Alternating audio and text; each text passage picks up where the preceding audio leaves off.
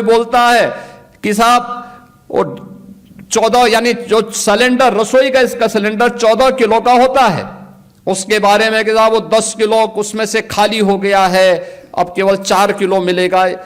किस प्रकार की बचकानी हरकतें लोग करते हैं। कोई झूठी अफवाह फैला करके साहब लॉकडाउन लग जाएगा, फालतू की बकवास करते हैं। जब देश की लीडरशिप फ्रंट फुट पर आकर के देश को संबल दे रहा है, तो हम विश्वास खो चुके इन अफवाहबाजों के चक्कर में क्यों पड़ते हैं। संकट के समय, चुनौती के समय अफवाह फैला करके अव्यवस्था फैलाना भी एक प्रकार का राष्ट्रद्रोह है। आप देख रहे होंगे दुनिया संकट में है, दुनिया के सामने अनेक संकट चल रहे हैं, उथल पुथल है, तमाम देशों में इमरजेंसी लागू हो गई है, लोगों में वहां संशय का माहौल बना हुआ है। गल्फ वार के नाते अस्थिरता का माहौल है। तमाम देशों ने अपने यहां लोगों की सर्विस को में कट करना प्रारंभ कर दिया है। कार्य के घंटे और वेजेज के स्थिति को कम करना प्रारंभ कर दिया है, क्योंकि अब उनकी इकोनॉमी जवाब दे रही है। अमेरिका में, अमेरिका जैसे दुनिया का देश जिसका खाड़ी के देशों पे निर्भरता कम है, वहां पे पेट्रोलियम उत्पादों के दाम आसमान छू रहे हैं। भारत के अगल बगल के देशों में Pakistan, Afghanistan, Bangladesh, Myanmar, Sri Lanka, Thailand, Indonesia, सबकी हालत खराब है। अघोषित इमरजेंसी जैसी स्थितियां चल रही है। लेकिन इन सब में बिना रुके, बिना डिगे, बिना थके भारत दुनिया के अंदर एकमात्र देश जो लगातार अपनी यात्रा को मजबूती के साथ आगे बढ़ा रहा है। इसलिए क्योंकि भारत के पास मोदी जी जैसा एक विजनरी लीडरशिप है। आपने देखा होगा दुनिया में पेट्रोलियम उत्पादों के दाम बढ़ रहे हैं। मोदी जी ने आपूर्ति को स्मूथ तो बनाया ही, पेट्रोलियम उत्पादों के दाम को नियंत्रित करने के लिए उस पर लगने वाली एक्साइज ड्यूटी को भी कम करके देश की जनता को, 145 करोड़ की जनता को राहत दी है। ये अकेले भारत के अंदर हुआ है, दुनिया के अंदर कहीं नहीं हुआ है, दुनिया के अंदर कहीं नहीं हो रहा है। अब मुझे बताइए, मोदी जी जो ये 145 करोड़ लोगों को राहत दे रहे हैं, क्या इसका लाभ केवल भाजपा के लोग ले रहे हैं क्या? क्या इसका लाभ केवल एक वर्ग विशेष ले रहा है क्या? पूरा देश ले रहा है।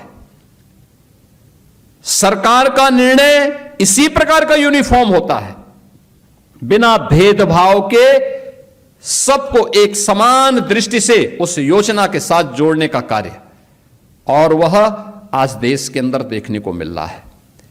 आप सोचो, मोदी जी के नेतृत्व में देश आगे बढ़ रहा है, तो मोदी जी को रोकने के लिए किस किस प्रकार के निम्न स्तरीय प्रयास प्रारंभ हुए हैं, कैसे अफवाह फैलाई जा रही है, कैसे माहौल को दुष्प्रचार में बदलने का काम हो रहा है, कैसे अफवाह फैला करके कि कहीं बोला, जब कोई बोलता है कि साहब वो 14 यानी जो सिलेंडर रसोई का इसका सिलेंडर 14 किलो का होता है, उसके बारे में कि साहब वो 10 किलो उसमें से खाली हो गया है, अब केवल 4 किलो मिलेगा।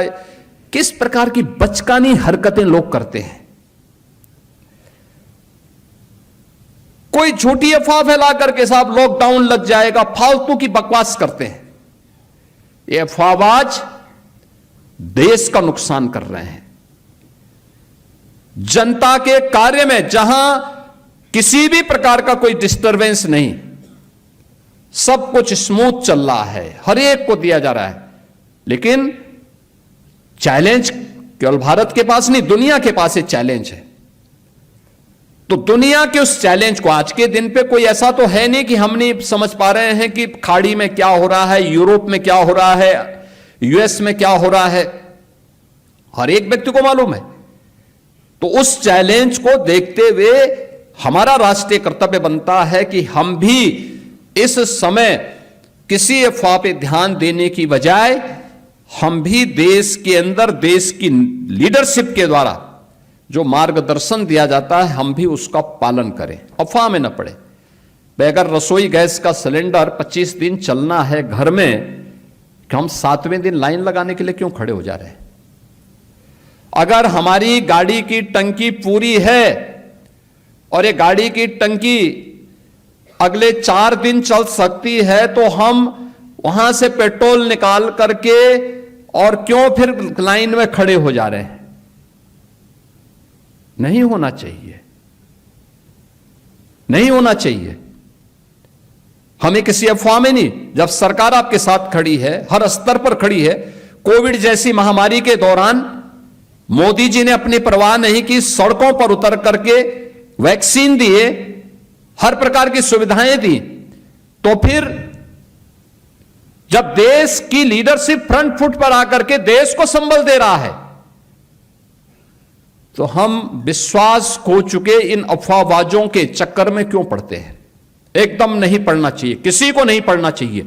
और मेरी अपील होगी पूरे प्रदेशवासियों से, इन अफवाहबाजों से जो हमेशा समाज का और देश की अपूर्णीय क्षति करने पर उतारू होते हैं, इनसे हमें सावधान और सतर्क होकर के हमेशा सतर्क होना होगा।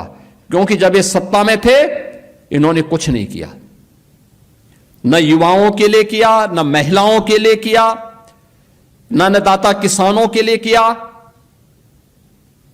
न श्रमिकों के लिए किया, न कामगारों के लिए किया, न इंफ्रास्ट्रक्चर के लिए कोई सुविधा दी, न ट्रांसपोर्ट की कोई सुविधा दी, न अच्छे संस्थान खोले, किसी भी दिशा में प्रयास नहीं किया। और जब जनता ने उन्हें सत्ता से बेदखल कर दिया, तो अब वह स्वयं तो बेदखल हो चुके हैं, स्वयं तो विश्वास खो चुके हैं और दुष्प्रचार करके, अफवाह फैला करके पूरे समाज को गुमराह करने का कार्य भी कर रहे हैं। हमें ऐसे लोगों से सतर्क रहना होगा, सतर्क रहना होगा। क्योंकि संकट के समय, चुनौती के समय अफवाह फैला करके अव्यवस्था फैलाना भी एक प्रकार का राष्ट्रद्रोह है। और इस राष्ट्रद्रोह को किसी भी स्थिति में स्वीकार नहीं करना चाहिए और किसी भी राष्ट्रभक्त नागरिक को इस प्रकार के अफवाह को खंडन भी करना चाहिए और ऐसे लोगों की चुनौती का जवाब देने के लिए आगे आना चाहिए। कहना चाहिए वे गलत बात करते हो, कहां समस्या है, और अगर है हम सामूहिक रूप से देश के साथ मिलकर के समस्या का मुकाबला करेंगे। यही हमारी राष्ट्रभक्ति कहती है और ये हमारा दायित्व भी बनता है।